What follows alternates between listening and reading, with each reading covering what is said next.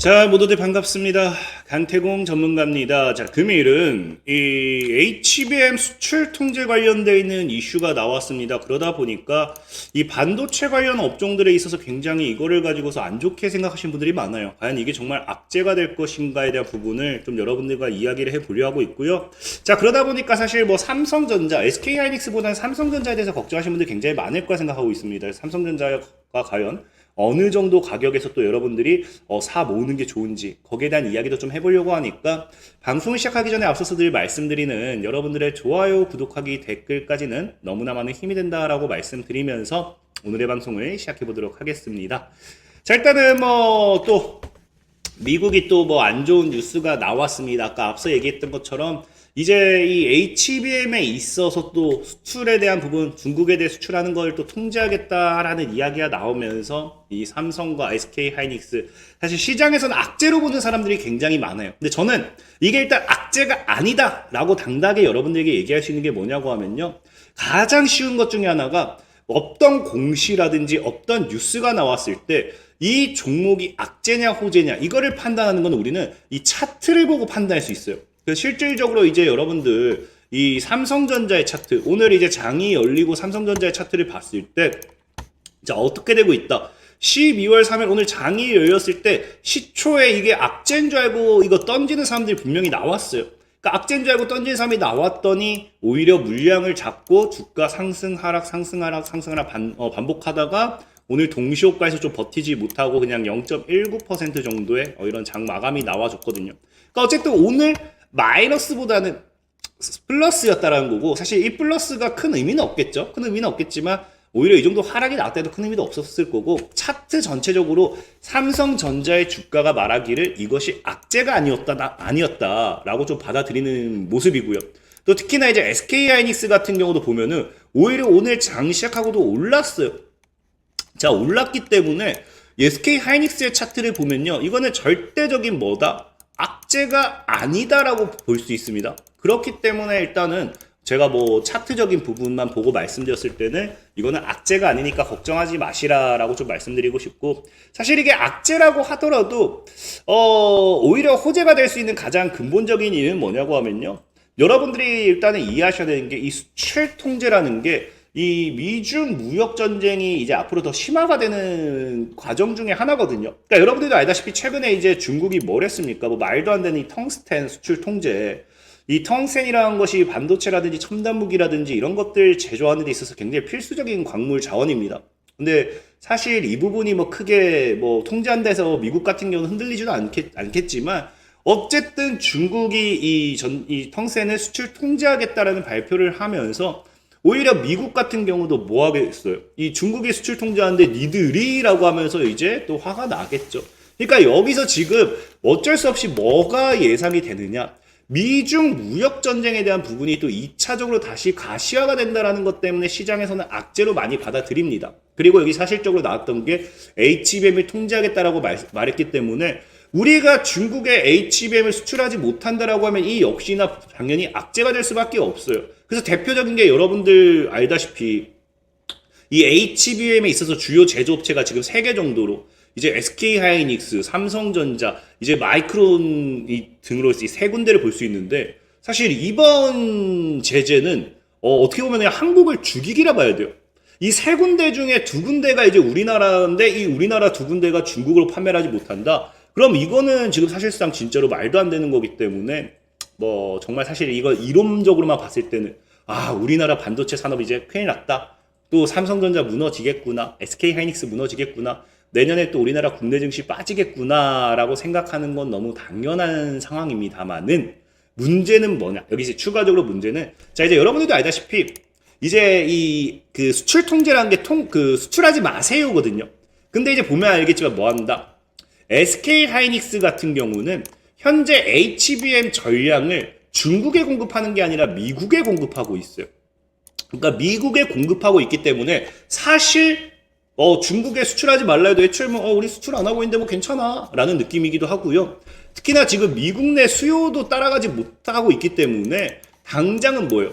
공급이 부족하기 때문에 굳이 우리가 이 SK하이닉스 같은 경우는 이 중국의 물건을 더 넘기느니 그냥 미국의 이 수요를 따라가는 게 이득입니다. 그래서 사실 이 HBM에 있어서 판매하지 마세요 이거에 대한 통제 자체는 SK 하이닉스는 아무런 의미가 없는 거고요.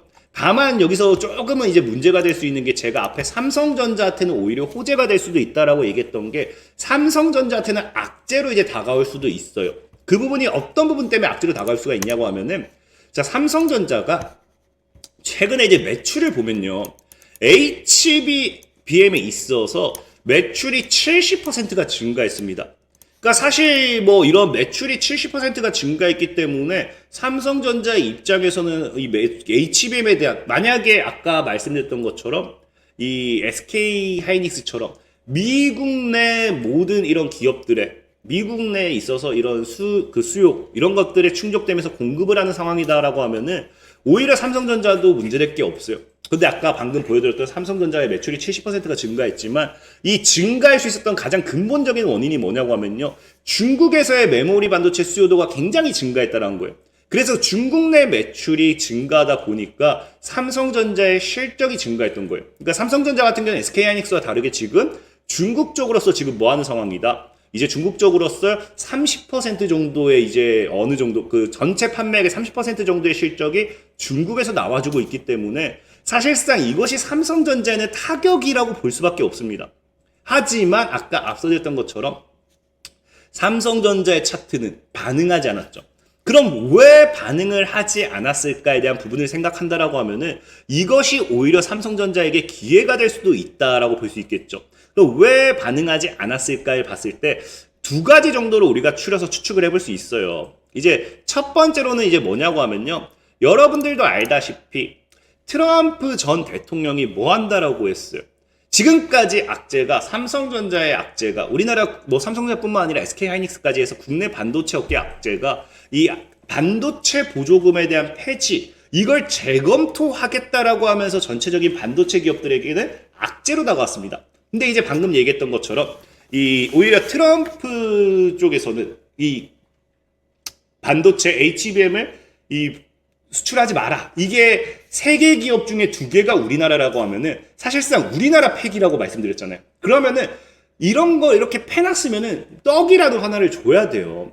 이걸 안 주고는 우리가 어떻게 합니까? 그냥 우리나라 망하라 이겁니다. 우리나라가 사실 중국에 수출을 굉장히 많이 해가지고 벌어들이는 수입이 있습니다. 근데 이거를 뭐 중국이 하지 마. 그렇다고 해서 미국이 이만큼 안 사가 준다라고 하면은 우리나라는 그냥 그대로 그냥 같이 망해야 돼요. 그냥 너희 나라 망해 이거랑 다를 게 없기 때문에 당연히 트럼프 전 대통령 같은 경우도 이제 뭐 할 수밖에 없다. 이런 오히려 보조금에 대한 부분이라든지 뭘 하나 더 해줄 수밖에 없는 부분이에요. 그러니까 과거에 뭐가 된다.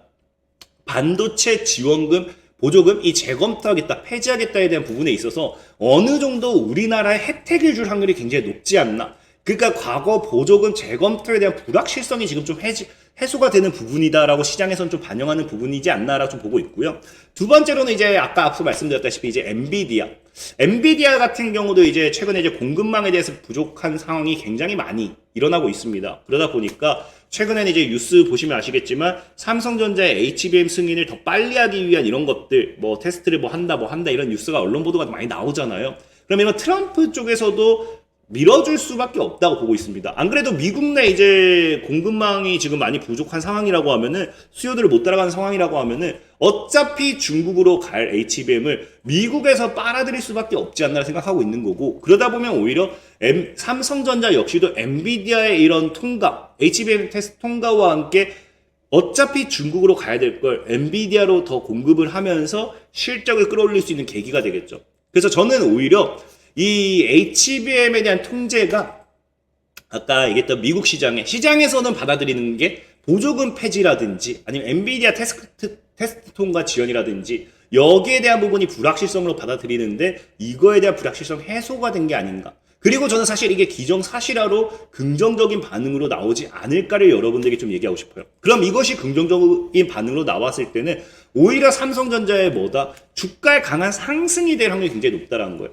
그래서 저는 예전부터 얘기했지만 이 삼성전자는 어차피 지금 기술적으로도 봐도 예전부터 2년 전부터 얘기했어요. 그래서 이 가격 몰빵해야 된다 얘기했던 게 저는 5만 원에서 6만 원 이 사이를 굉장히 많이 얘기했던 게 늘 이건 역사적입니다. 제가 이 당시 다 설명드렸는데요. 삼성전자의 역사가 고점 대비해서 저점을 찍었을 때 마이너스 35%에서 마이너스 45%가 넘어간 적이 없어요. 이때가 딱 맥스예요. 그래서 지금 이 당시도 한 5, 6만이라 말씀드렸던 건데, 지금도 저점까지, 지금도 낙폭을 보면 거의 다 마이너스 한 40% 정도 될 겁니다. 그래서 오히려 지금이 매수 타점이라고 좀 말씀을 드리고 싶은 거고, 차트적으로 봤을 때도 지금이 뭐다? 과거의 저가 매수 기회 구간이 동일하지 않나. 그래서 이 구간에서 지금 여러분들이 잘 모아갔을 때 앞서 말씀드렸던 이런 이 불확실성 이 두 가지만, 사실 중국이 미국과 중국이 반도체 무역 이 미중 무역 전쟁을 백날 하라 하세요. 그냥 삼성전자 뭐만 있으면 된다. 이 보조금 지원금에 대한 이런 부분만 이제 폐지된다든지 이런 게 아니라 조금 더 긍정적인 반향이 나와주고, 그 다음에 엔비디아 테스트 통과 이 두 가지만 나와준다라고 하면요, 삼성전자의 강한 주가 상승으로 연계될 수밖에 없습니다. 그렇기 때문에 저는 오히려 삼성전자는 지금 가격 열심히 모아가는 게 맞다라고 좀 말씀을 드릴게요. 자, 그리고 늘 말씀드리지만 내가 주식적으로서 단타라든지 중장기라든지 시황적인 부분에 있어서 많이 도움을 받고 싶다 하신 분들은 100% 무료로 제가 운영하는 게 이제 이 어플이 있어요. 그래서 주식 강태공이라고 있습니다. 무료로 단타도 중장기 종목도 막 올려드리고 있으니까 필요하신 분들은 어플을 다운을 받으시면 된다라고 좀 말씀드리면서 오늘 방송 마무리하도록 하겠습니다. 자, 지금까지 강태공 전문가였고요. 여러분들의 좋아요, 구독하기, 댓글까지 너무나 많은 힘이 된다 말씀드리면서, 자, 모두들 안녕.